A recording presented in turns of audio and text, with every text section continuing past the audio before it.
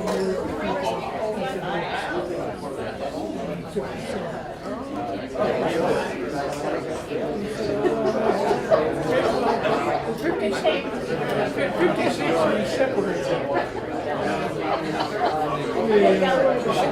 was also class I'll be 82. And we were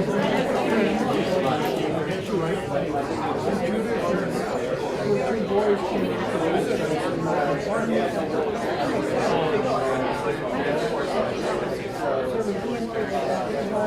While we were still married.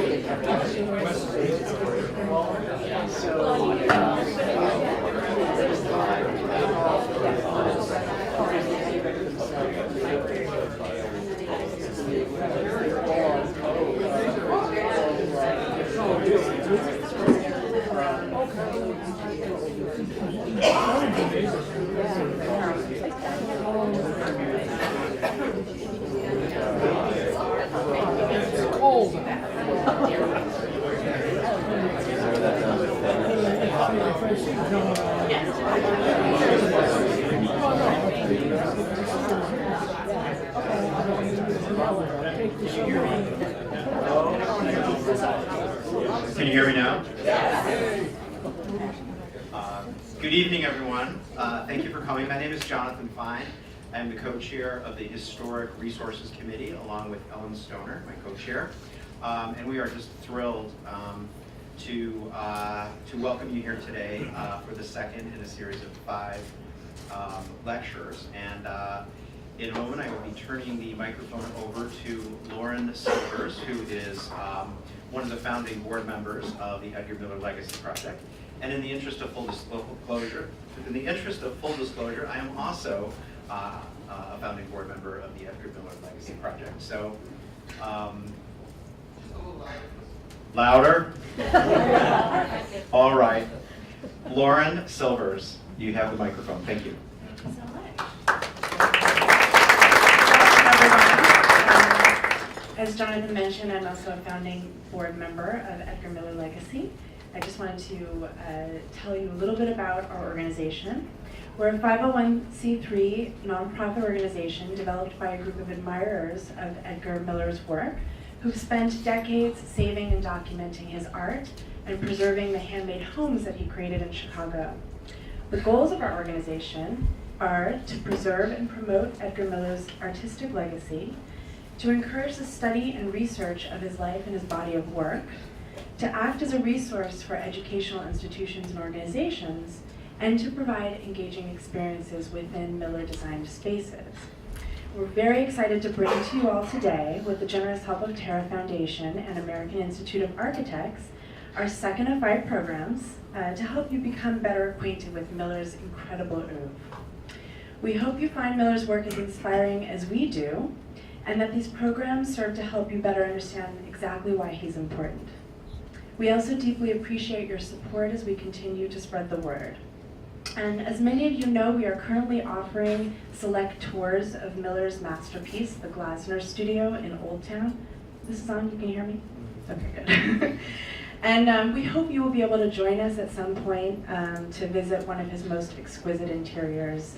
For more information on that, you can visit our website, edgarmiller.org/tours. That's the magic element of accessing the tour aspect of our website. So without further ado, I'd like to welcome our director, Zach Blanker, who will give us an introductory taste of Edgar Miller's architectural masterpieces, and also will be introducing our set of thoughtful panelists for this evening. Thank you so much. I'll turn it over to you, Zach. Thank you. Well, thank you all for coming tonight. I see a lot of faces from the last lecture, and I appreciate your coming back to hear a little bit more about Edgar Miller, which you probably already know is that the well is quite deep. He was a master craftsman who worked in many, many mediums, almost anything that he could get his hands on. But what does make him very exciting is his forays into architectural experimentation. He was not a trained architect at all, but this was back in the day when people could play around. And I'll tell you a little bit about that story now. So this is the man, just for those of you who didn't know what he looked like. This is Edgar Miller. He was born in 1899 in Idaho Falls. He came to Chicago around 1916 to study at the Art Institute. In a few years, he and a friend of his named Saul Kogan left the school. They kind of went their separate ways for a little while, and then they wound up coming back together to work on the handmade homes, which we'll look at in just a moment. So throughout Miller's life, he would sketch everything he could get his eyes to look at. And he has many, many manuscripts that people have saved. His brother and many other collectors have saved these manuscripts that we've been going through. And just to give you a little taste of what was inspiring him architecturally, you see stuff on the left, like a completely ornamented arch, where he's just learning exactly how they design that, down to more modern styles that he's sketching in the middle. And on the right, something that appears to be a sketch of one of the spaces that he designed. So as I mentioned, the handmade homes that he worked on with Saul Kogan in the late 20s really came out of a moment where Kogan had gone to Paris and had seen what artists and architects were doing with old spaces, where they were renovating them and modernizing them and then adding artistic elements. So on the left you have the Carl Street Studios, an early plan of one of their artist colonies, which is currently on Burton Place, and the Wells Street Kogan Miller Studios on the right. These are just some early renderings. The other two that are a little less well known are the Walter Guest Apartments from 1932 that's up on Cleveland Avenue in Lincoln Park. And on the right with Andrew Rabori, the Fisher Studios. Before we get too far along on those though, I just wanted to talk a little bit about the influences that Miller was taking in before he was working with Kogan on these buildings. So of course everyone knows the arts and crafts movement of the 19th century. William Morris is well known, John Ruskin, as innovators in this field, where they were kind of looking back to older styles, countering the Industrial Revolution, the mechanization of architecture. Miller and his cohort were very inspired by this movement and wanted to create an architecture that was something more human. At the same time, Miller was working much later than this period, and industrialization, modernization had totally taken hold. So while they admired this style, they did not necessarily believe in the philosophy of reverting to an age before industrialization. They knew that modernization had come. And so at the same time, they were very much inspired by new modern styles that were appearing around the beginning of the 20th century, primarily in Europe. And so here's a couple examples of buildings that were built at exactly the same time as the Carl Street Studios and the Kogan Miller Studio in Old Town. So on the left you have a Bauhaus building in Germany from 1928, and for those of you that know Rabori and the building of the Fisher Studios, you see some very similar glass block, curved walls, just straight lines. And on the right we have a rendering of the Villa des Frères Martel in Paris. With both of these, what's interesting to me is that you see the Carl Street Studios, you see the Fisher Studios, almost exactly the same style. What these architects and the artists working on these buildings believed was that even with the modern style, individual expression was possible.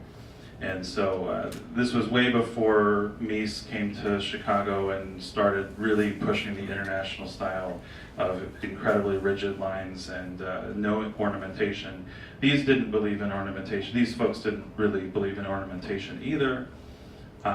However, they did believe in this kind of expressive modern style. And of course, there was Le Corbusier, who you all, I'm sure, know, working earlier than Miller in the modern style and these other architects, and we're sure that he was inspired by all of these architects in Europe. In fact, we're starting to come to understand this has always been a mystery whether Miller actually visited Europe. He rarely spoke of it. He did live a long time. He died in 1993. However, when he spoke with younger folks who were asking him, about his previous life, he rarely spoke about going to Europe. However, we have found in some of his manuscripts images that he sketched from Paris. So we're fairly certain at this point that he did go to Paris with Saul Kogan around 1925. He didn't spend as much time there, we believe, but we do believe he did see these buildings in the flesh. The one other thing that he was inspired by, and Kogan as well, was the Parisian artist colony and neighborhood in Montmartre. And so this is a place where artists were flourishing by the 1920s. They had been living in this neighborhood for decades at this point. And on the left you have La Ruche, which was an artist studio that was really similar to what they were doing with the Carl Street Studios, taking ornamentation from other buildings and bringing them, like these caryatids at the front, the columns made out of carved women there. And then on the right, you see the La Pen Agile, which was a famous meeting place for artists, cabaret and cafe, at the corner of the square Roland d'Orgelet. And so that was a place where artists would convene, meet each other, and go on to do interesting projects or just inspire each other. So imagine Miller and Kogan walking these streets around 1925 and both seeing the modern styles of the new architects that were completely groundbreaking at that time, and seeing these sort of artistically built places, perhaps not anything innovative in terms of architecture, but certainly interesting and creative and something that spoke to them and their souls.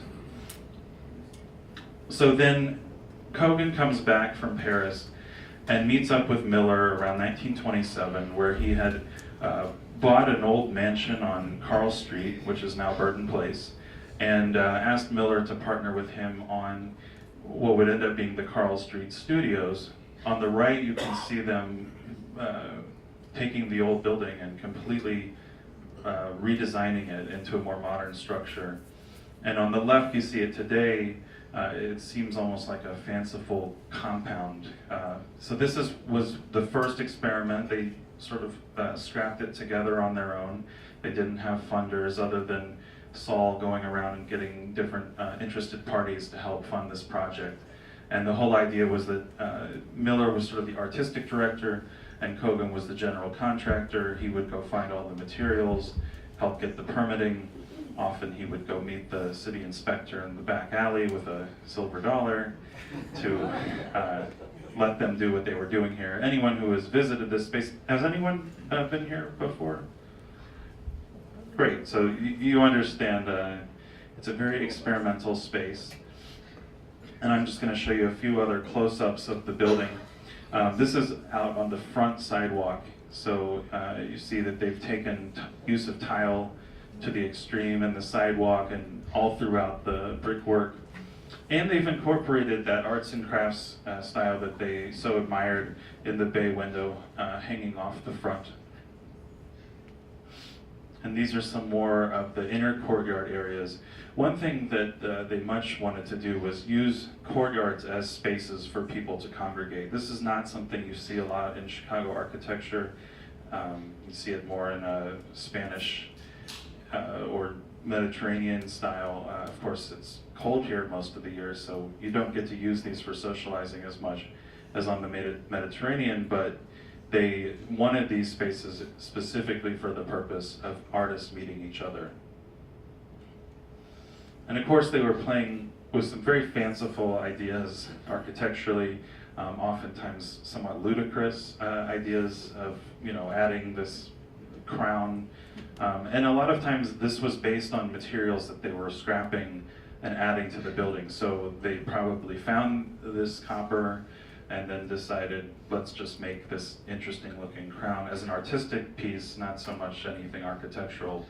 And then on the right you see some windows that have been carved in the wood, and that's something that Miller would have brought to the project. There were other people working on the project that he would have taught to do this as well, to add that flourish of artistic expression. And here's one more photo of the interior courtyard at Carl Street, just to give you an idea of how whimsical and magical it really is. So then there were the interior spaces where Miller and Kogan knew that more of the art would be preserved than on the outside. So on the left you see the interior of this mansion sort of halfway complete. You see the bay at the front is still the old bay window that was part of the Victorian house. But then you also see some of the ceiling has already been done, and the very modern style windows by Miller off on the left. On the right, you see where they have taken the ceiling and the bay and completely changed it into something more of a streamlined, modern meets arts and crafts meets just folk deco, we call it sometimes. There's not really a way to describe this exactly for any type of style. This is the dining room area at the Kogan studio. This was, by the way, this was Saul Kogan's home for the rest of his life. So he ended up living in this studio space. So this is the dining area as he had it. And then this is the dining area today. So not very much has changed. And the owners that have lived in these spaces for many decades try to keep them as well preserved as possible. This gives you an idea of some of the studio spaces. So in addition to the large house that was built for Saul Kogan, they built a dozen or more other studio spaces for artists to live and work in. And this was a pretty new concept for Chicago. They were trying to bring this from Europe. A place where artists could convene and live and work all at the same time. There were a few other examples of this that came before the Carl Street Studios, notably the Tree Studios, which is right up here on State. But as artists were moving away from the Tower Town area, the Water Tower area, Miller and Kogan built these studios with cheaper, to be more affordable for artists moving out of this area, which was becoming overpriced. One thing that they definitely wanted to include in all of their spaces was tile work. And this was a love of material. Hello? Okay. It was a love of materials. So both Kogan and Miller loved to play with different types of materials. Miller's was the idea of using everything so that you could create something beautiful out of something discarded. These were actually done by an apprentice of Miller's named Jesus Torres, who came onto the job at about the time that they started the Carl Street Studios in 1927. And he was a Mexican immigrant who came through the Hull House. And you can see here his beautiful tile work. Most of this is all tile that they scrapped. This is another studio space. Again, there were all these artist studios, so it gives you an idea of the architectural ideas that they were playing with. You see the glass block window. There were many of these throughout the Carl Street studios. You see the curved ceilings. There's almost no hard edges in any of the building that they did, except for on the exteriors. But the interiors, they wanted these soft spaces with a lot of plaster work, and then the diffused light coming in from the block windows. And this is another studio space at the Carl Street Studios. This was actually a space that was designed for good friends of Miller's named Taylor and Madge Poor, who were actually graphic designers. And so keep that in mind, that many of the folks that lived at the Carl Street Studios in the 20s and 30s and into the 40s and 50s as well, they weren't just bohemian artists, starving artist types. Many of them were professional designers and architects who wanted to live in spaces like this. And even today, now almost 100 years later, many of the people that live in these buildings are architects and designers who just want to live in a space that speaks to them with this kind of creativity. On the left, you have a carved and painted cupboard that Miller did in 1936. And then on the right, you can sort of see through past this curved staircase to the stained glass windows, which are facing Burton Place. Then there was the Cogan Miller Studios. This came very quickly after the Carl Street Studios. And what's so interesting about this building, it's on Wells Street, and you've probably seen it walking by or driving by on Wells Street. It was done by, it was an ownership partnership between Cogan Miller and a man named Rudolph Glasner. And the Glasner studio that Lauren mentioned is where we're showing some of Miller's interior spaces now. But Glasner was a wealthy patron of the arts. He was a board member of the Art Institute at the time. And he had discovered Cogan and Miller and decided he wanted them to do another project very close by and create another arts colony. So what's so incredible about this project is that it had the support of someone with means, and they weren't scrapping it together as much. They were able to afford more materials. Now, of course, they still use plenty of recycled materials in this building. It was done much quicker, much more quickly from 1928 to 32. And here's a couple more exterior shots. Again, playful use of different materials, of tile, found materials, carved wood, and incredible glasswork. And then this is the interior space. It's a much smaller lot. So the Carl Street Studios are on 3 city lots. The Wells Street Cogan Miller Studios are on 1 lot. And what you're looking at on the left is actually the Glasner studio, which is at the back of the lot. It was originally a carriage house that they then mostly took to the ground and rebuilt as this kind of tower for Glasner to use as his city home when he came into the city. So this is the interior space of the Glasner studio. And again, this was really Miller's masterpiece because he was given carte blanche. Glasner said, do what you want to do. Miller, of course, was doing so much work as a professional designer throughout the city where someone was saying, this is what I want. Religious stained glass windows or a very specific type of metalwork. Whereas here, he could really let his ideas flourish as he saw fit.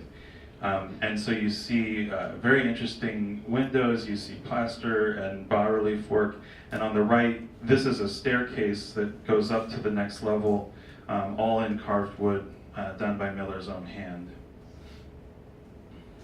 And here's just a little zoom out of that staircase, and it also gives you an idea of the playfulness even in the architecture that they were doing. You see here, there's actually nothing supporting this stair here. This is really just a screen. So this staircase here is just a cantilevered staircase going up to the second level, sort of floating there. And on the right, you see a bedroom, and again, you kind of recognize those windows from the image before. So now you're on the second level, and they're playing with the ideas of the Victorian age. So you see this bay window, but it's completely different than you would see in an older Victorian home. And the window style, of course, is very modern, but artistic.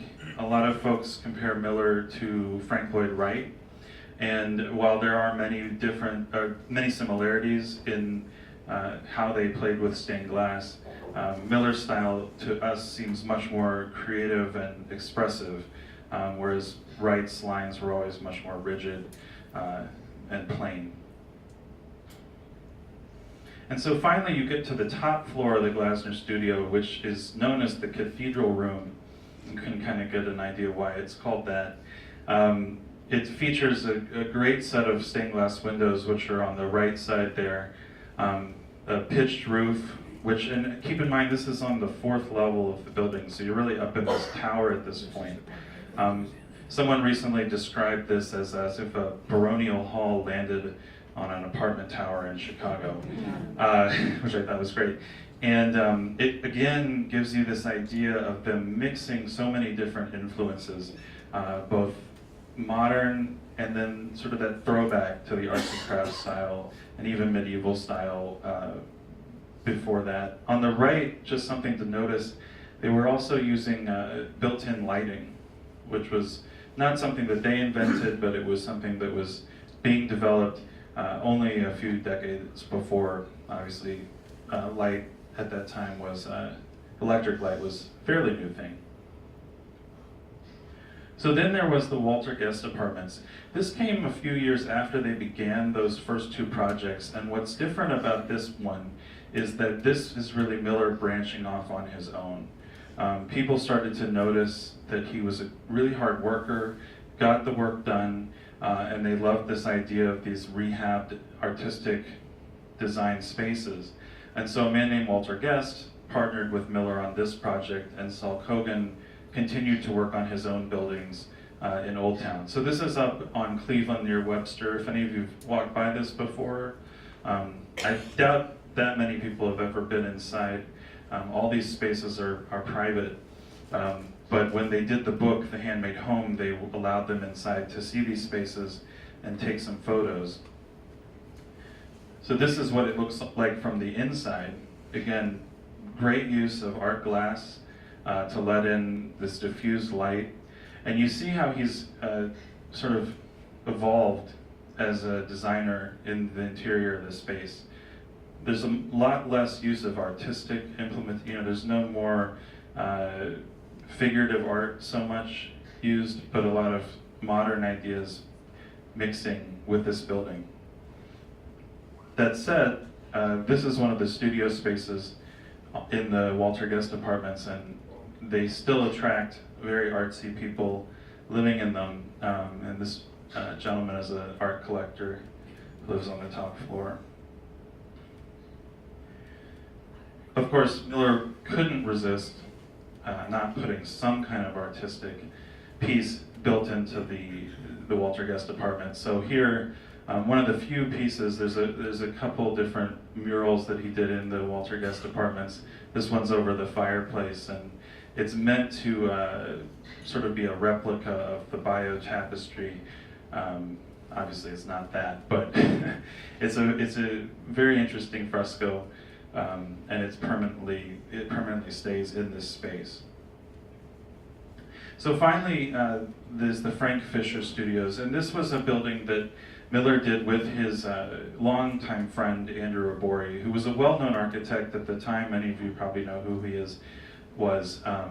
He's sort of been forgotten by the general public, but he did several notable buildings, including the Madonna della Strada Chapel and Loyola's campus. It's one of the most beautiful Art Deco chapels in Chicago.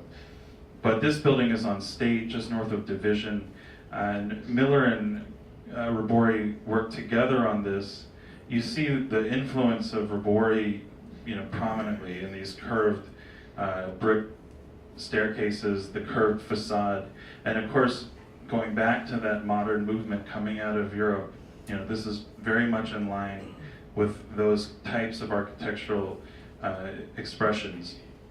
What we do understand is that this is the only building that Miller was designated as an architect for, and I'm not really sure how that happened because he, again, wasn't a trained architect, but when they put the paperwork together, it claimed that he was part of the team of architects.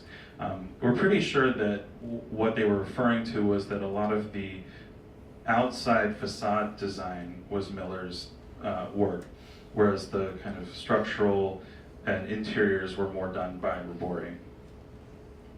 And here's an example of that, where you see they're playing with the brickwork in many different ways. There's a bit of symmetry and a bit of asymmetry. That tells me something that this is Miller's idea, because he could never have anything be just quite symmetrical and perfect. And then once you kind of zoom in into the detail of the project, you see exactly where his hands touched the building, both in the carved door, the colonnades here along the side of the door here, and then the painted art glass, which of course Miller loved the most. So he only worked on pretty much these 4 projects architecturally. There's a few other examples where he helped out a little bit, but these are the ones that he's mostly well known for. What was really inspirational about these projects was that they took over a neighborhood that was really in decline and revitalized it by allowing artists to move into these spaces and create a community. And so many of you know that the legacy of Old Town sprang up from the Carl Street Studios, which are there in the middle on Burton Place, and has lasted, for almost the last 100 years. It led to the artistic sort of counterculture community of Old Town in the 60s, and then up until the modern day, this street was actually just landmarked this past year under threat from a developer. But what's interesting about this street is that you see how they've taken older homes and changed the facades and completely reworked this street into a more modern street, but still has this handmade feel. Some other buildings that they inspired. On the left, this building is at the corner of Burton Place. You can see the similarity to Robori's other buildings. It's never been proven that he worked on this building, but many people think that it is. And I actually have been inside the building, and the interior work looks very much like the work of Miller's. We're not sure, and he didn't really write much about this space, so one never knows. It could have just inspired other artists to do their own interior work there. And on the right, another building by Saul Kogan and Jesus Torres from the early 30s. You can see again this international style sort of creeping in, but at the same time, their love of sort of an arts and crafts, artistic, expressive style, mixing the two. One little factoid that's interesting is that the windows on this building on the right were taken from the World's Fair, actually.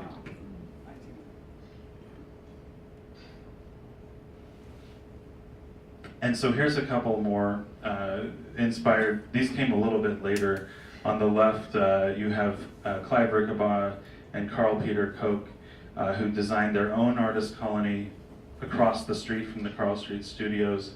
And then on the right, you have the Sun House, which was done by Ron Dursmith and Charlie Milter in 1966. This would have been, much later than Miller and Kogan, and but still taking these interesting ideas. This is right across the street. One of my favorite buildings on this street is the Theophil Studios, done in 1940.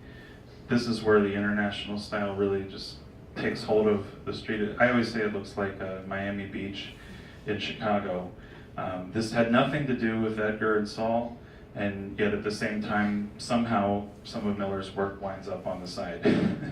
But they were borrowing stuff from the other buildings on the street at the time.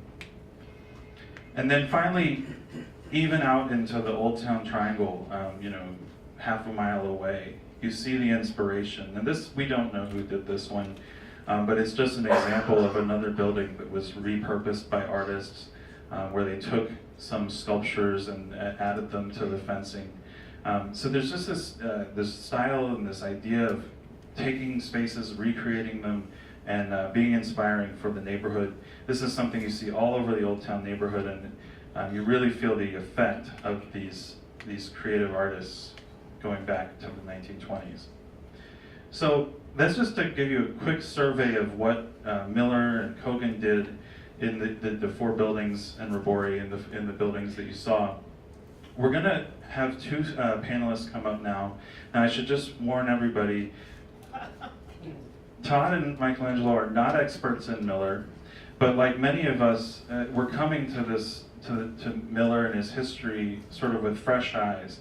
And so I've asked them to come here to sort of talk about their first impressions of Miller and how it relates to their practice and what they see. So they're not going to tell you a lot of detail about Miller's history, but they're going to ask some new questions, and I think that'll help us engage in an interesting dialogue afterwards.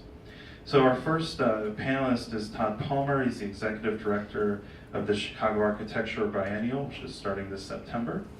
And he's going to talk to us about exhibiting the art of architecture. Thank you, Todd.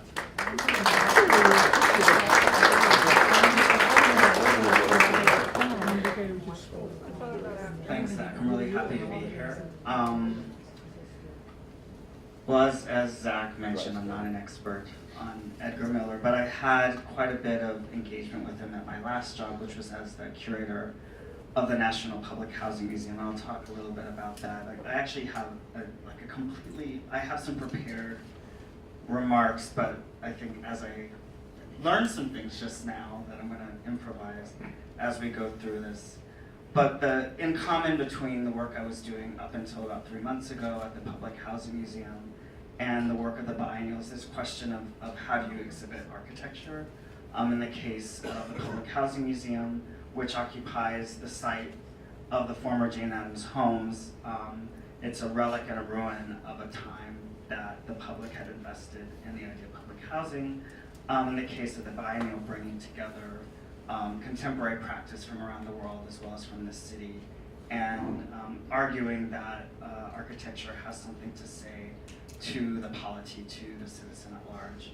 And how do you do that? Architecture can be a discipline that's very arcane, and some of the conversations that we might have in this room as professionals or as historians don't necessarily resonate with the general public. So that's one of the things, for the Public Housing Museum was a double challenge because it's public housing and architecture, and neither of which is necessarily dancing off of people's tongues. So from these various perspectives, from where I sit now and from my recent work, some conversations also that we had together with Zach and Michelangelo I want to reflect on and think about what does it mean to exhibit this work of Edgar Miller, as mentioned, in some ways a practitioner forgotten by the general public. What do these works mean? How do they become meaningful or valuable or relevant? And when we think about exhibition, just as a mode or a museum, as a kind of context, house museums, and there's a lot of talk about what to do with the site of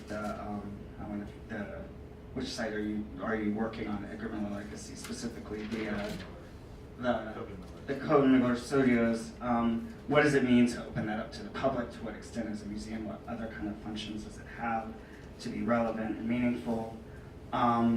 So anyway, so modes of exhibition is something that I worked on. I actually trained undergraduate as a history of architecture student at Princeton, and I have a master's in architecture. So along my career in museums over 20 years and with the Public Housing Museum, I've been thinking about how exhibiting something removes it from its context and puts it into a different context, removes it from life, like a house where you live, and to turn it into something that's observed. And then architecture itself as a discipline implies what's the difference between architecture and a building, some sort of elevation to a kind of form of art. But how is that relevant today, I think is something I'd like to pose for us to think about. So I guess finally bringing the Public Housing Museum into dialogue with the biennial and into dialogue with Edgar Miller's practice.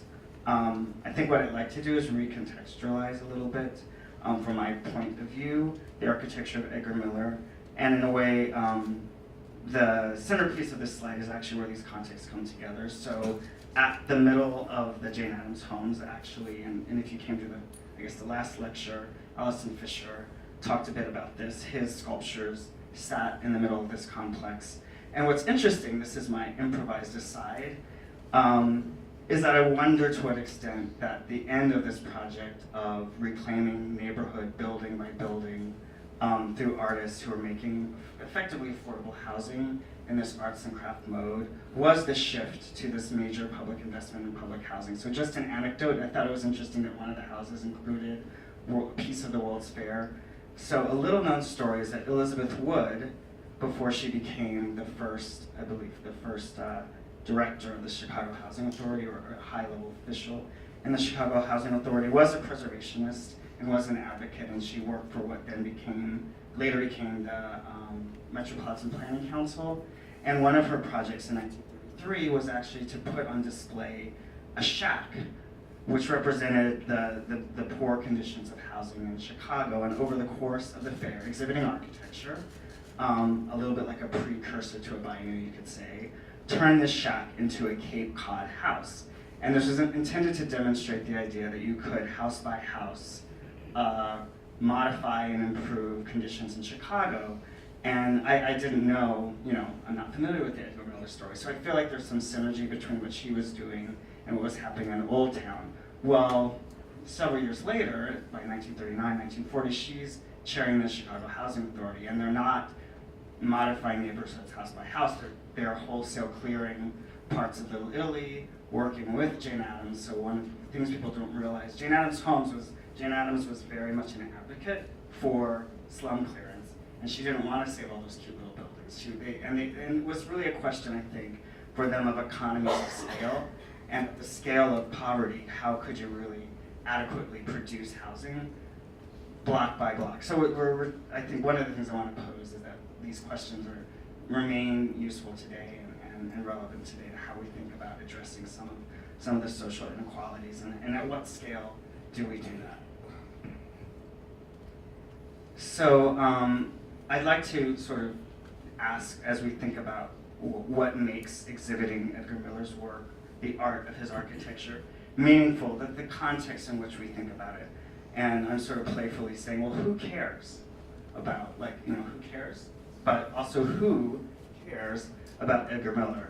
So in the context, I'm borrowing your slides here, so I don't know what the American bungalow is, but it seems to me that in the context of bungalows, perhaps not many people outside of a connoisseur care about bungalows. And if we were presenting this in a museum, apologies to anyone that loves bungalows, but many in the general public may just shrug their shoulders. So I'm proposing, what if we were to consider Edgar Miller in the context of his work in public housing, and this is right before the buildings were torn down. No one really cared about these animals, except perhaps for the public housing residents that were living there, and it's evident in the level of decay and neglect. And I found it interesting that this image of the Frank Fisher Studios, there was a point in time when people didn't care. And I'm sure that there were people that cared lots about bungalows and lots about arts and craft, but we had moved on, quote unquote, as a society. And so I'm playfully just posing that increasing the audience that cares forces us to change the context in which we consider something valuable.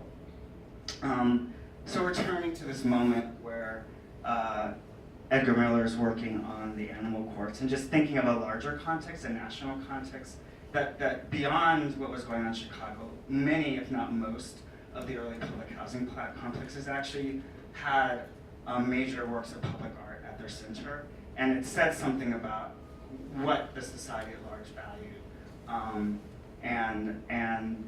that these projects were actually arguments. It was not accidental that the government and the architects commissioned works of art to be at their center.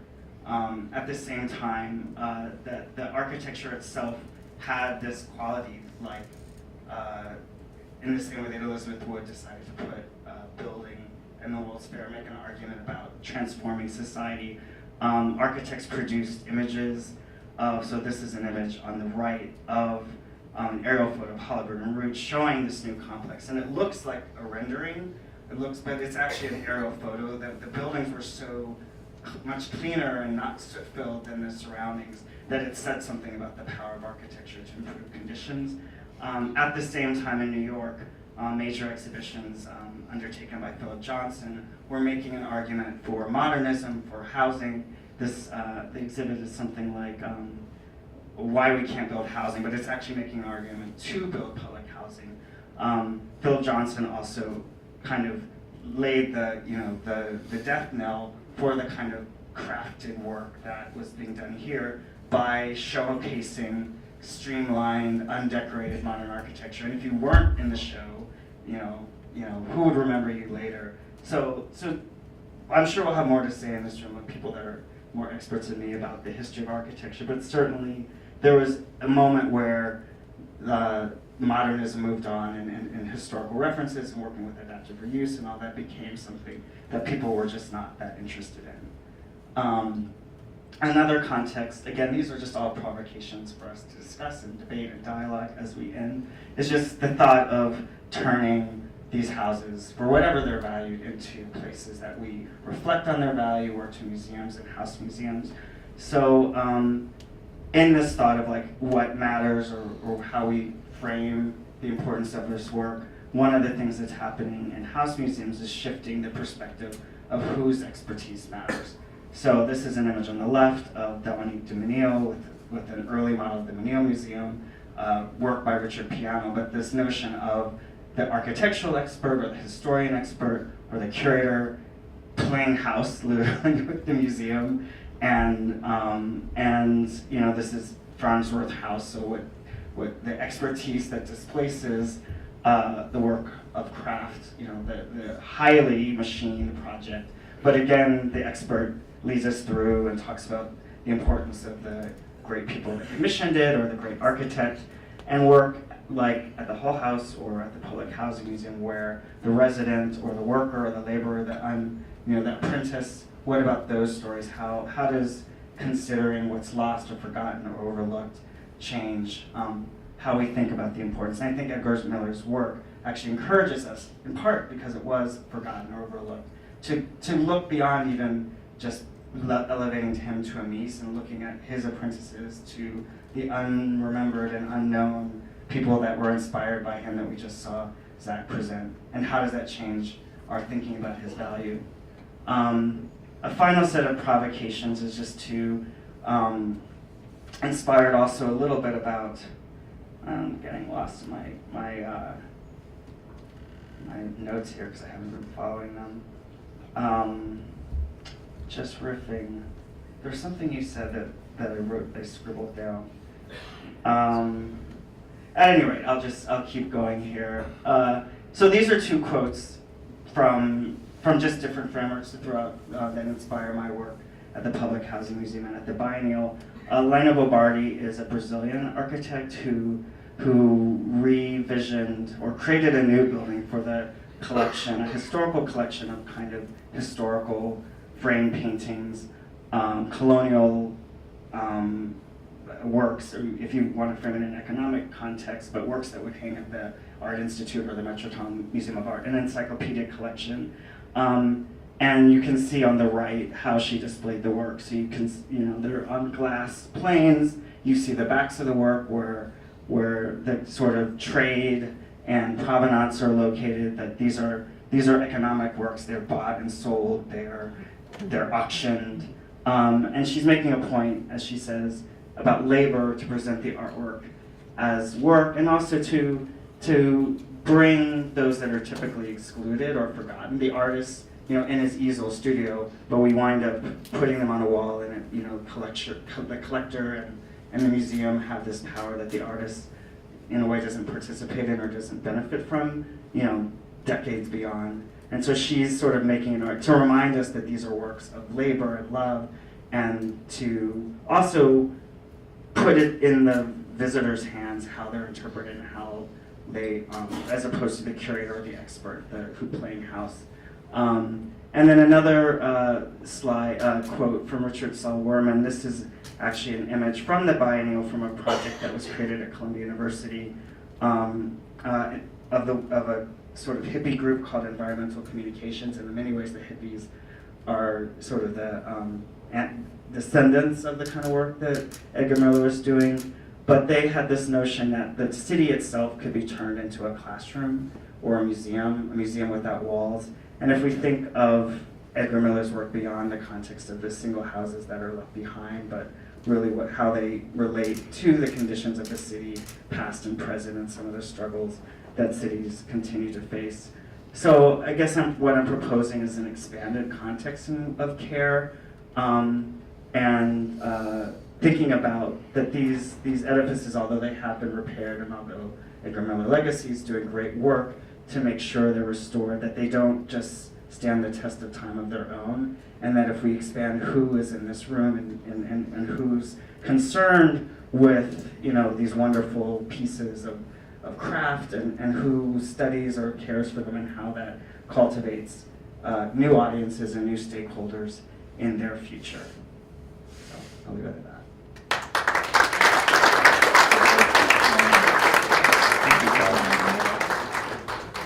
Very interesting.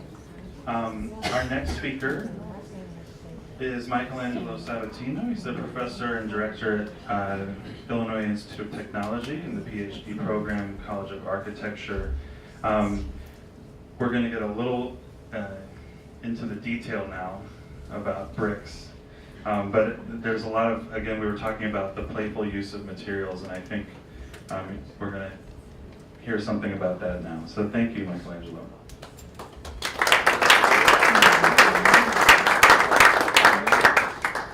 Thank you, Zach, and thank you to Zurich and Joan for hosting this great event. As Zach mentioned, I'm not an expert on Edgar Miller, but as a fairly newcomer to Chicago, I accepted the invitation because I thought I should force myself to figure out who this guy is, and also to try to think about, there's an issue here of perception, the title of the book, Chicago's Forgotten Renaissance Man, and maybe to throw out some thoughts about why there's a kind of amnesia, and why there was also sort of, from the historiographical point of view, writing about architecture in the 20th century, there was a real desire to exclude certain members of the profession,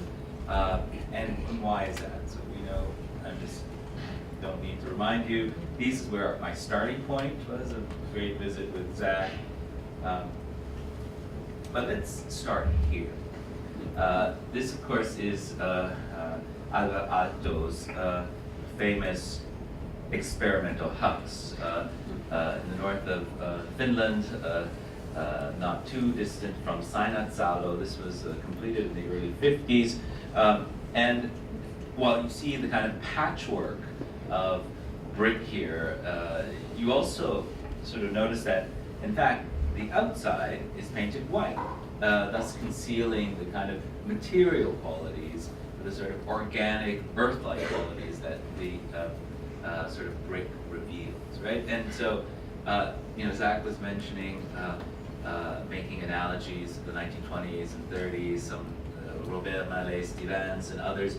I would argue that what's very interesting about the idea of the brick exposed as such, not camouflaged as with the stucco that might resemble sort of concrete. It's this idea that you actually see hand work, right? And that brings us to one of the issues about the historiography of modern architecture. that was not a good thing. To see handwork and to have architects claim that they themselves were doing the labor was seen as a sort of throwback to sort of a progressive vision of modern architecture that wanted to reach the broader population. So I always joke with my students that, you know, the great realization of the German Weltbund ideal was IKEA. Why is that? Because you can go to IKEA and buy yourself a $10 chair that's been designed.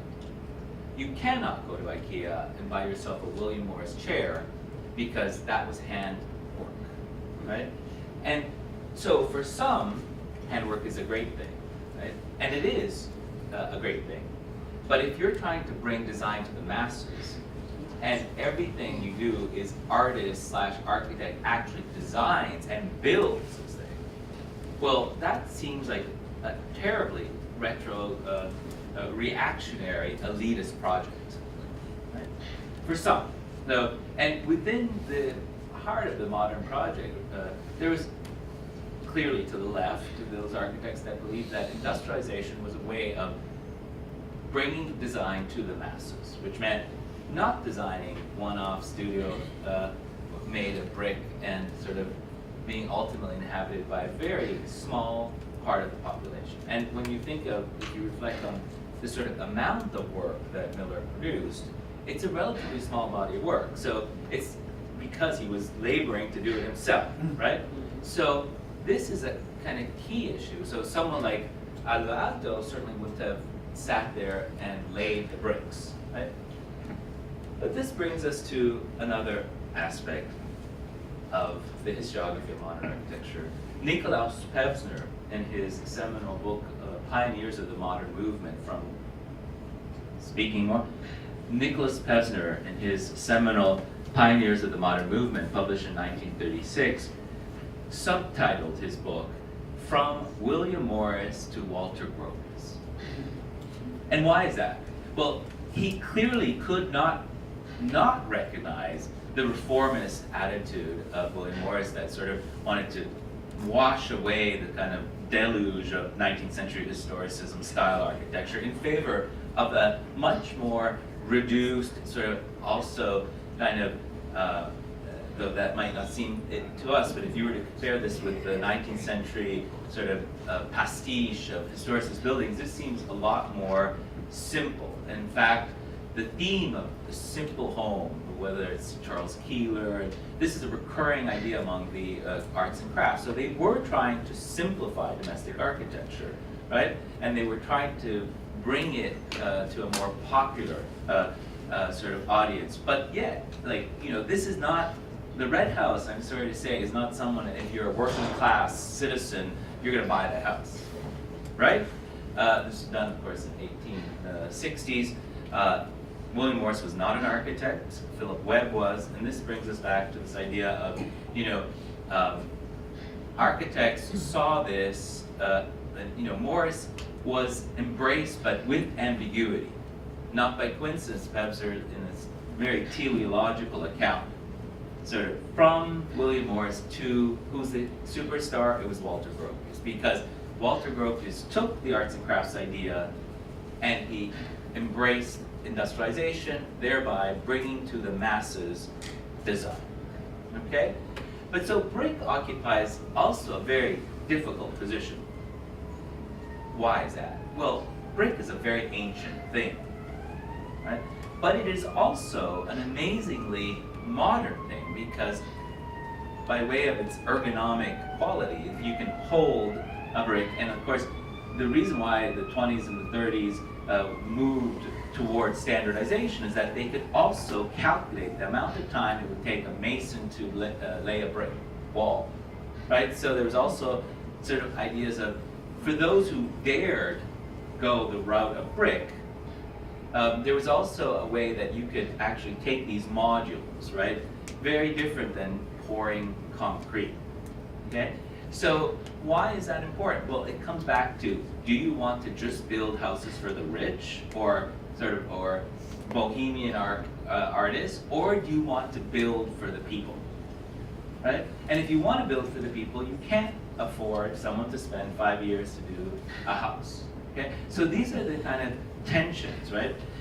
What is very interesting, back to Seinat-Salo, is that you could argue that, and I have talked about this even about Mies, and we'll talk about Mies later, as I'm assuming I must, being from IIT. You can look at, travertine, you can look at marble, and Mies was using ancient materials all the time, alongside materials of the Industrial Revolution like steel. But the way he used them was modernist. He introduced slabs, abstract slabs, and so the fascinating aspect of some of the better architects who were willing to embrace modern materials and old materials used in a new way. And among those is Alvar Aalto. Some of his most prominent work from the 30s onwards simultaneously uses floor-to-ceiling glass and bricks and reinforced concrete and steel. It is also true that these kind of figures were not embraced with the same warmth of the die-hard modernists. In fact, it may seem strange to you, but it took decades for Alvar Aalto to be embraced as a modern, because he was too eclectic for some. Because he used brick, and he used glass. And so for the militant critics that wanted to just, pigeonhole modern architects as all about new technologies, all about industrialization, they found it hard to do that with Aalto, right? And so this is as much about laziness of the critics as it is about sort of the richness of a work that in a way defies easy definition. Now, you have to understand that this is, as Zach mentioned,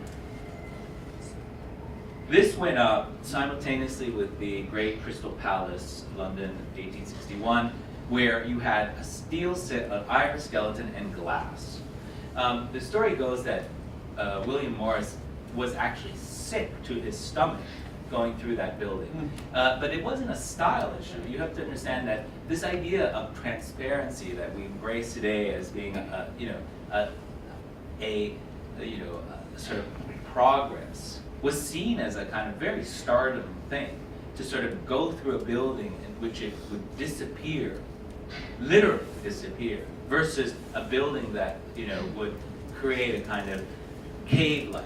So it's the fishbowl versus the cave. And so these are kind of profound sort of jolts to the idea of what architecture was meant to be drawn. This is a drawing of the Red House. I will say, I don't know enough about Miller, so forgive my ignorance, but I would imagine there's not a lot of drawings like plans. Why is that? Well, it's obvious, because this was like a kind of, let's think about it as we're doing it, right? And that again sort of brings him more into the realm of the artist, sort of artisan, right? But that explains perfectly well why he wouldn't be included in the kind of narratives of the modern, right? Or narratives of the 20th century for that matter, because again, it's like also something very idiosyncratic, hard to teach this stuff. How do you teach someone, how do you teach someone, I mean, unless you're there as an apprentice, you can't easily take that into the classroom, right?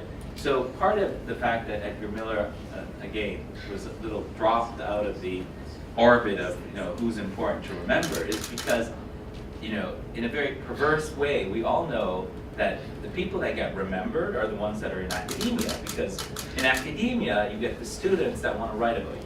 That's why we have way too many publications on Peter Eisenman.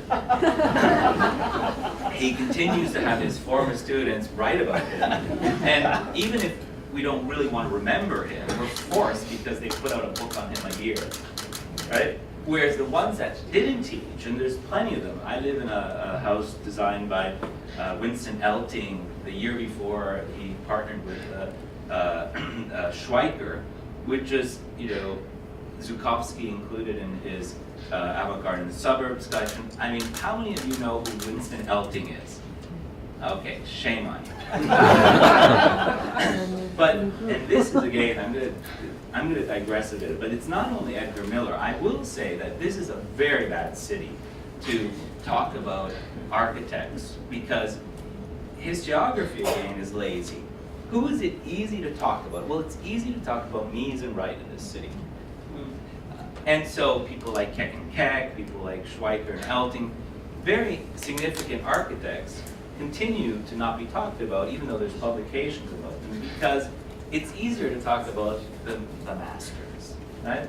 So but again, that's more the laziness of architectural historians than it is about the lay or the practitioners, right? Because again, it's part of, do we really need yet another book on Mies van der Rohe, or do we need yet another book on Frank Lloyd Wright? Like, it's an industry, right? And so the question is, what can we do? And I think, but you shouldn't be talking about an architect or artist just because he's forgotten. It should be ultimately, is he worth talking about? And I would say Miller is worth talking about, otherwise I wouldn't be here. So, of course, the architect that brought, prominently to the forefront brick in construction, of course, is Frank Lloyd Wright. He used it in a way that was incredibly creative, right? And his famous use of the Roman brick and all this stuff. So he's using like the brick in a very modern way, right? The fact that he's stressing horizontality. I mean, he's not using bonds that are, Flemish bond. He's not going back to all the traditional 19th century ways of laying brick. So he's clearly trying to use an ancient material in a new way. Perhaps the most interesting example of brick building that is being cast as a modern building, and in particular a super safe house, is this example of Andrew Rabori's 1933 Century of Progress house, seen here. Again, it's a little bit of a sharp contrast, just to give you a sense of why brick got short-shifted. Brick was not seen as modern. If you look at that and then you compare it to the Keck and Keck Century of Progress house in the same exhibition, if between transparency and solid walls, who would win over? I could have guessed that it's transparent walls as being something that is a harbinger of modernity, right? So, but I'm not saying that's right or wrong. I'm just saying that the more obvious association with glass and transparency, modernism, sort of cuts out sort of the, interesting, maybe not masterpieces, but nonetheless interesting examples during those years. So more than 1 million have already visited the super safe house. Now these are, again, my partner actually, Serge Ambrose, found these online. UIC has a great collection of the Century of Progress. So this is not rocket science. I mean, you have to have some kind of curiosity for history, but these are documents that are all readily available. But again, the focus here on solid walls as a kind of modern quality, in contrast to this idea of transparency, disappearing walls as a kind of more avant-gardist attitude, can be seen again and again. I don't have to talk too much about this. We've seen it already. What's interesting is they've gone back to painting it white, right? So this is a kind of interesting, in one of Todd's photos, you could see how the white paint had peeled off. And so, but you see the texture of this, right? It doesn't conceal the fact that it's irregular, and the hand is present, right? But what's also interesting, I had this thought as I was looking, in a way, Rabori, and certainly Edgar Miller used the glass block, which is modern day masonry, right, in ways not unsimilar to traditional brick, right? And so that's also interesting because the glass block takes the place of traditional masonry and it adds a little bit of kind of subversion. You know, we're so removed from these things today. We're used to seeing glass blocks and, you know, on the shelves of Home Depot, and you know, everyone, it seems, here in Illinois has some basement window with glass block that you can buy. So we become totally oblivious to this stuff. But a glass block is a bit of a subversive thing, isn't it? Like, if you are supposed to be using brick to be load bearing, therefore, so you should actually, glass doesn't think that, will glass resist sort of weight, right? That's the whole thing about this kind of, the idea that glass block can in some way sort of challenge gravity. It will challenge the idea that in order to hold things up, it actually should be solid, right? And that's the same thing with glass skin. Okay, so there's plenty of architects that worked in Europe in brick and that were dismissed by the Dutch avant-garde of the style, the likes of Van Dusburg and others, as Dutch Baroque. This is all the so-called Amsterdam school of buildings that go from 1917, 18, 19, 20, all the way to the, so, you know, this is none of this stuff that Miller is doing is particularly new, but it's part of a desire to contrast a kind of rationalist, sacred, sort of new objective version of history. Of modernity. And you know, I didn't want to go too long, but if you walk like 15 minutes away from this, you see Deuter's, you know, open air school, like white reinforced concrete. And so there was a big fight. You know, this was seen as total reactionary, totally, by all the avant-garde architects because it was handmade, undisciplined, non-rational, and too artistic. Why were those things bad? Well, because they were seen part of the bourgeoisie in front, right and center. If you were a real serious architect that was concerned about society, you were making buildings that were cheap, affordable, and not necessarily, you were not concerned with beauty. You were more of an engineer than you were an artist, right?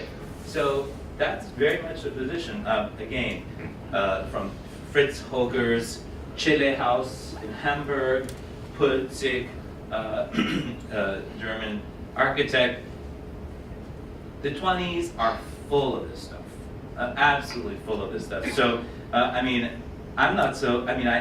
interested in the idea of the studio and, you know, aux enfants and Le Corbusier, but I think this is more pertinent to Miller. Okay. I had to put in Mies and this ridiculous picture that circulates. But what's interesting is Mies was very interested in brick. And this is, again, the power of brick. It need not be used as a kind of handcraft affectation. You know, and anyone that is an architect in this room knows way more than me that you could spend days going through catalogs and samples of bricks if they're wood molds versus like steel molds, or you get like crisp lines, or you get patterns, or you get the ones that look like they have, so you can. It's amazing the kind of range that the brick has. So this is, of course, a Memorial Hall, which is the first building which Mies taught. I mean, we often forget that Crown Hall is like 1956, and Mies was at IIT from 38, right? So this was the Memorial Hall building. What's also interesting is this here.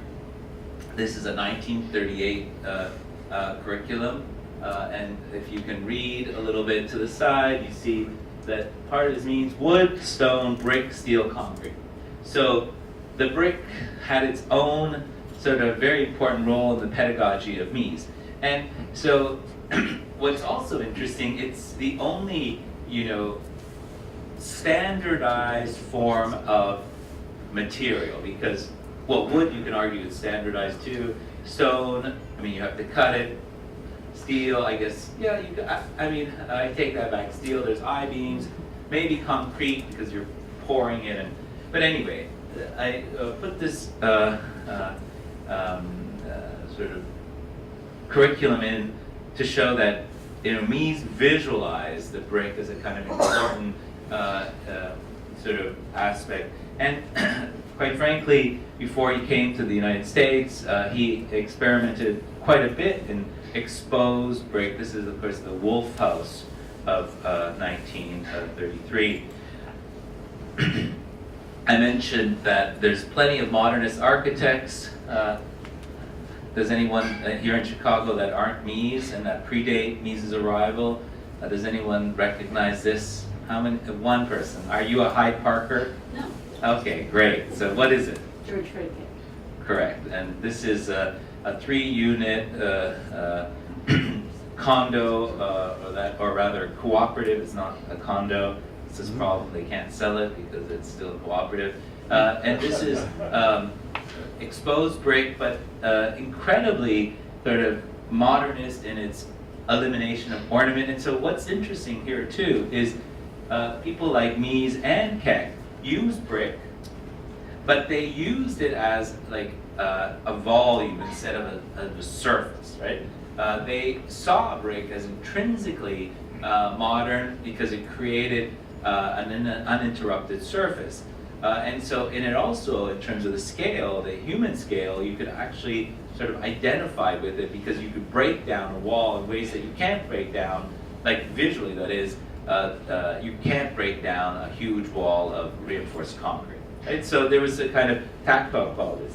And I think I have a couple more images. And this, of course, is the Heimbach House, Bertrand Goldberg, completed in 1937, Blue Island. Here too, very prominently exposed brick. And I will end with these images of the Schweiker House and Studio. How many have ever been to Schaumburg to see this? Okay, great. This is, I believe, a kind of masterpiece of brick and American brick meets Asia. And this too, it comes back to this idea of work and live. The studio is in Schaumburg. This is a wonderful view of the fireplace with a kind of very ornamental use, almost like here of the brick, this wall, the heads of the bricks are all created very rational almost attitude, and it's all, even the floor bleeds into it. So brick here is an incredibly ornamental, but yet it's not fussy. I don't know if that's not a great adjective, but people like Schweiker, and this is 1937, right? So, as I said, Chicago was full of these sort of instances of, Schweiker is more than competent. He went on to be the chair of the architecture school at Yale. These guys, this guy actually assumed a national profile, and yet, there's yet to be one, with the exception of Zukowski's exhibition, which was a small catalog, there's yet to be any serious scholarly work. On that note, we've got a big book on Edgar Miller, now we need one on Schweiker.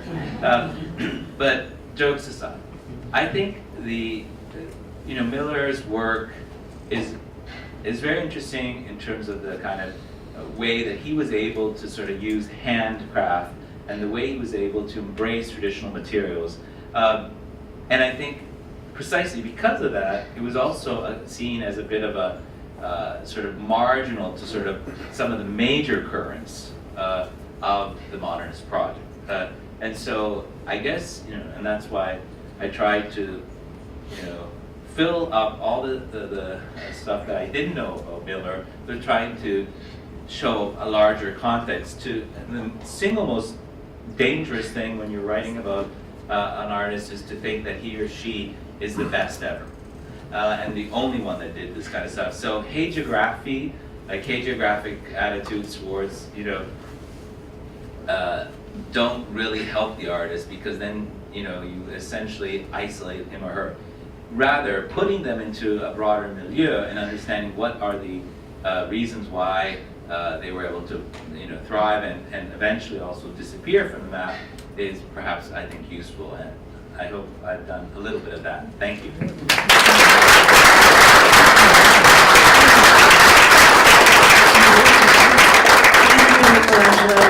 For these vibrant talks. We do have about, let's see, how much time do we have? We have time for a few questions, so yes. I have two questions. One is what happened to the animals that were at the Green Adams? The second is, did he do any other architecture after he left Chicago?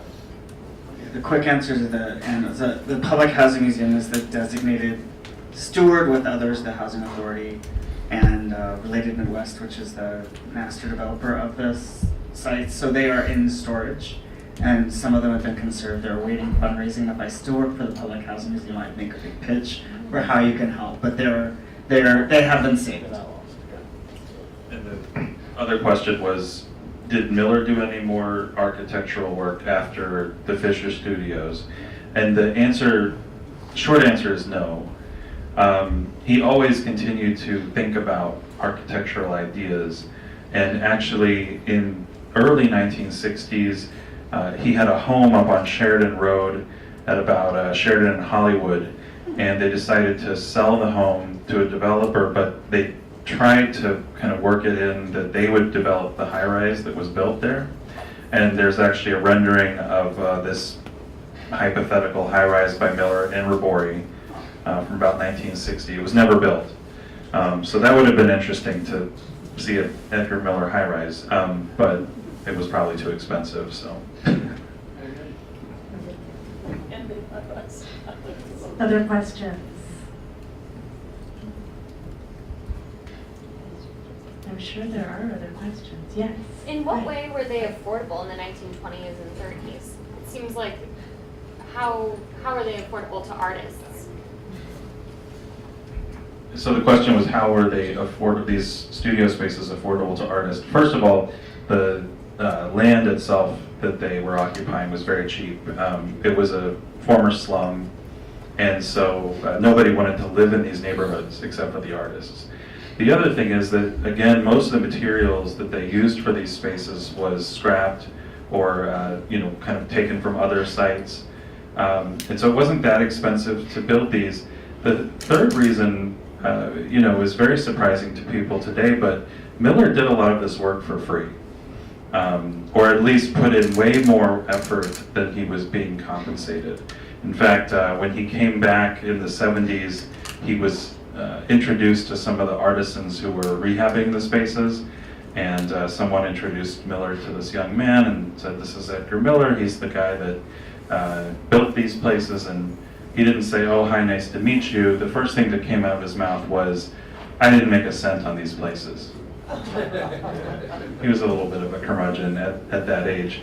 But yeah, I think that they were affordable for those reasons. And then eventually they did become places that gentrified and now are, quite expensive to live in.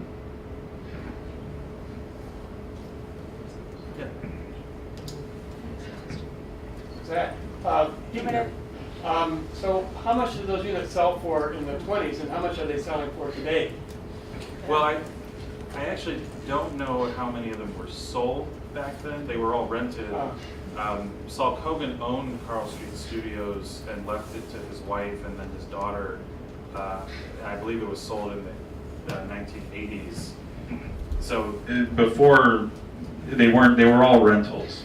The question of the Kogan Miller Studios, actually, that was sold both from Glasner to a man named Frank Furdy I believe in the late 30s. I don't know off the top of my head how much that sold for. But at that time, again, the land value in Old Town, it wasn't even called Old Town then, was very low. People coveted these spaces because they were special and because there was kind of a special spirit there of creativity, and people wanted to get into them, which raised the price a little bit. But it wasn't until really recently, the gentrification of Old Town in the last 25 years, that things started to spike. So I can't give you some specific numbers, but it's always been affordable until more recently. Does anybody else have any questions? Yes? Was Glasner the same one or related to the Glasner who had Frank Lloyd Wright build the house in Glenville? Right. We've looked into this, and I don't think there's any relationship between the two families. Glasner was an Austrian immigrant who came by way of New York City around 1910. He came to Chicago a few years later and became a part of an industrial concern, invented some kind of process to speed up, whatever the mechanical process they were doing, and made a bunch of money and became this sort of wealthy industrialist in the 20s. He's actually also, with many other people, saw a lot of his fortune decline in the Depression, but then his company, which was the Marquette Tool Company, I believe, was the one that got the contract for the tanks for World War II, or at least a contract for World War II tanks. So suddenly he was a wealthy man again. But no, I don't think that the two families are related, just a similar name. Zach, what about some of the houses on Wells and Lincoln that appear to be influenced by Cogan Miller, but we don't have any documentation on? Do you have any thoughts on how to research those, or? Right. So the question is about how to document other homes in the Old Town area that look like Miller and Cogan homes, but we don't really know. Obviously, there are certain records, but oftentimes even Cogan would get another person to be the person on the, to buy the property, or to be the person organizing, the general contracting, because Cogan, after these projects got going, was one of these kind of always ahead of the bill collectors. And so he didn't always want to have his name attached to the buildings. Of course, after he sort of made a name for himself, he did take much credit for the neighborhood, for the Carl Street Studios, and for many of the other buildings in the neighborhood. But it's a confusing mess, to be honest, where oftentimes you see a building that looks, it could be a Miller building, it could be a Cogan building, but then you dig a little deeper and you find out, no, this was another inspired person who maybe even was consulting with Cogan, because he was right there in the neighborhood, but not directly involved. So we are trying to find more information about this, so that we can hopefully save some of these buildings, because every once in a while somebody wants to tear one down, as beautiful as they are. One more question.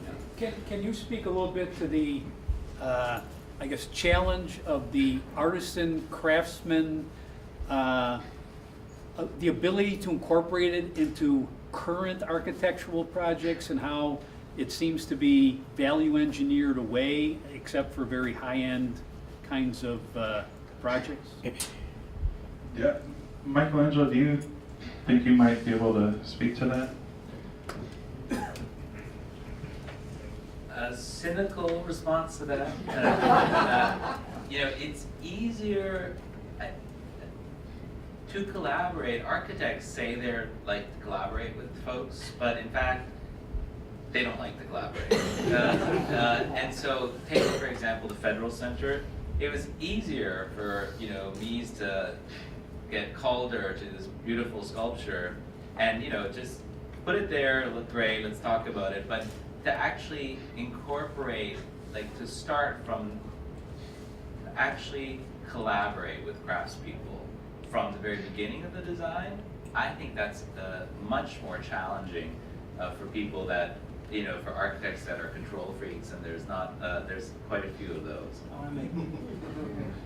So I'm just going to respond with a little bit of a pitch for the biennial. The theme this year is Make New History, and I think we are starting to see around the world, including Chicago, an interest in precedent, historical precedent, also craft, and thinking about it in terms of modernity, and so returning to some of these precedents that Michelangelo presented that have been lost.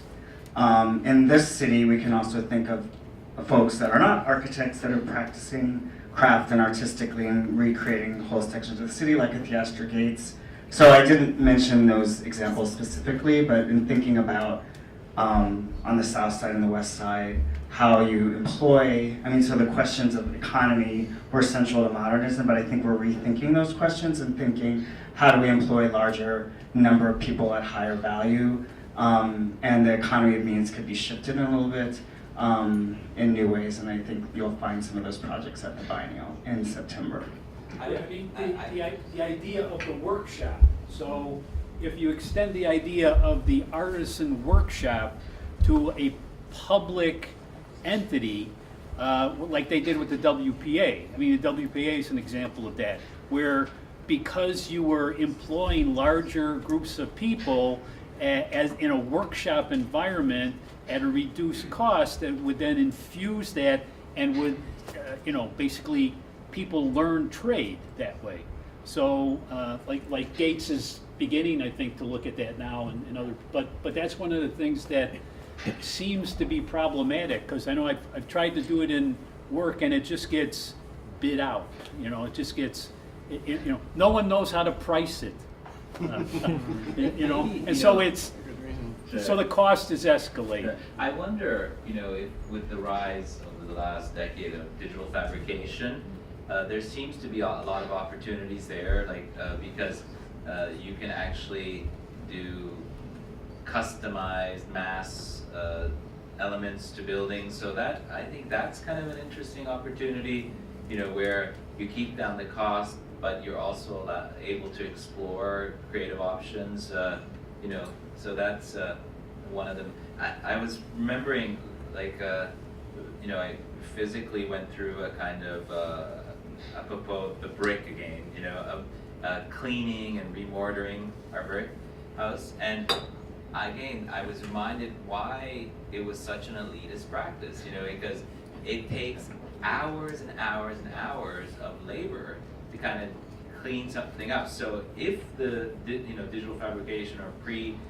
you can embed ornament or something like that, and then it's how do you get to the point where so instead of being an easy target to remove out of the cost engineering, if there was some way of getting a little closer to just a little bit over the hump, then maybe it would become a much more common thing. It is also true that education is awful that way. Like if you think in the 1960s, Yale School of Art and Architecture, artists learned next to architects, right? There was plenty of schools like that. Even at IIT, like the Institute of Design was downstairs and Mies was the king on top. He didn't like to talk to the Molinage. And then eventually, the Institute of Design is not even on the campus anymore at IIT. It's scheduled to come back to the Kaplan Center, but IT is totally separate from architecture, as crazy as that sounds. So I think, the thing is, it's just even pedagogically, I think everyone is doing their own thing. Artists want to do their thing, and so hopefully there can be a new kind of opportunities that artists can collaborate with architects. But it has to even start from a curriculum point of view. It's not just enough to say, let's do it as an afterthought. So, I just wanted to say that your talk really problematized the presence of glass blocks in the Fisher Studio for me. In really interesting ways, because we see the Fisher Studio as this, I don't know, it seems very seamless and integral, and we sort of don't question the seemingly competing visions of modernism between Ribori and Miller, which you've now really pulled out, between glass blocks, right, and industrial efficiency of creating a whole wall of, glass blocks that lets light in, and the brick and the ornament that Edgar's, handmade artisan craftsman quality was able to lend to that building. It's just so interesting how those tensions live in that building, that there's obviously a story there, right? Elaborate. Well, I think we're probably about out of time. I wanted to let all you know that many of you were at the last talk, but if you are new at this talk, we would love it if you could fill out a survey to let us know how you enjoyed this, if there's something we can improve. Also, at the last talk, we tempted you to fill out this survey with a postcard. For each of these talks, we're going to do a different postcard, and obviously, if you were here last time, you don't need to fill out the survey to get the postcard for tonight, but we'd love to give you something to take home and maybe send someone a little note about Edgar Miller. We also want to be sure to thank the Terra Foundation, who has sponsored this generously. It's a 5-part series, so our next talk is actually on Saturday, the 25th of this month at the Arts Club, where we'll be focusing on Miller's artwork and kind of moving away from the architecture that he's more well known for. Also, we want to thank the AIA Chicago for hosting us tonight, and Jonathan, thank you for organizing it for us. I did nothing. He did nothing, but he gets the thanks. And Joan really helped out a lot. I don't know if she's still here. There's a lot of volunteers here from Edgar Miller Legacy and some staff members who've helped put this together. So do you all want to raise your hands back there? Yeah. So thank you all for helping put this together tonight. And as Lauren mentioned, we are offering some select tours of the Glasner Studio, and I highly recommend, if you haven't been there before, to sign up for one of these tours. If you go to edgarmiller.org/tours, it'll take you to this page where you'll see the ones that are available. There's actually going to be one this Saturday, and there's 2 more spots left if you want to come see it this Saturday at 1 p.m. After that, the next 2 are already sold out, unfortunately, because of the last talk.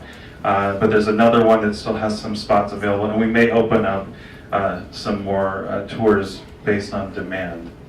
Of course, if you aren't on our mailing list, please give us your email so we can let you know about other events that are going on. We'll be doing, like Lauren mentioned, some space-related events where you get to come and either take a tour or have some kind of experience in a Miller space.